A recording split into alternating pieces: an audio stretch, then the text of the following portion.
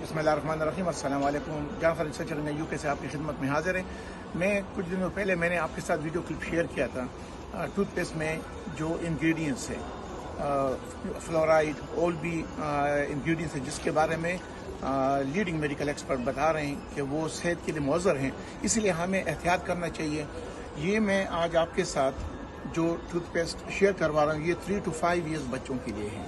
इस पे ये मार्क देखिए, पीछे ब्लैक है।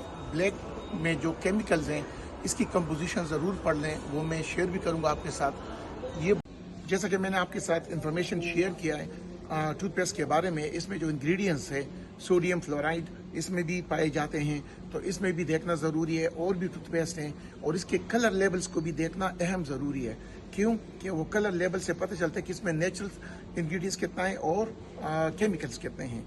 तो जो काला है ब्लैक, उसमें ज़्यादा तरीन उसमें केमिकल्स हैं, तो वो ज़्यादा नुकसानदेह हैं, हमारे पेट में जाते हैं। तो लॉन्ग टर्म में इसके क्या नुकसानात होते हैं, बेहतर है इसके अलावा हम मिसवाक रेगुलर इस्तेमाल करें और उसके साथ वो टूथपेस्ट इस्तेमाल करें जिसमें ये चीज़ें ना पाई जाते हों। वो मिलते हैं, आप मालूमात करेंगे गूगल पे, ये नाम डालें, इसके रिसर्च स्टडीज़ हैं, पबमेड, NIH और भी कंपनियों ने इस पर जो रिसर्च किए हैं वो मैंने आपके साथ शेयर भी किया, लेकिन मैं दोबारा भी आपके साथ लिंक इसका अटैच करूंगा और इन्फॉर्मेशन भी ऐड करूंगा।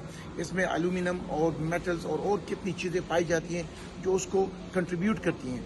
वो कह रहे छोटी बीमारियों से लेकर कैंसर तक इससे बीमारियों में वो इजाफा होता है। तो दुआओं से कम टूथपेस्ट पे लगाया करें और मुंह में गले से नीचे न जाए।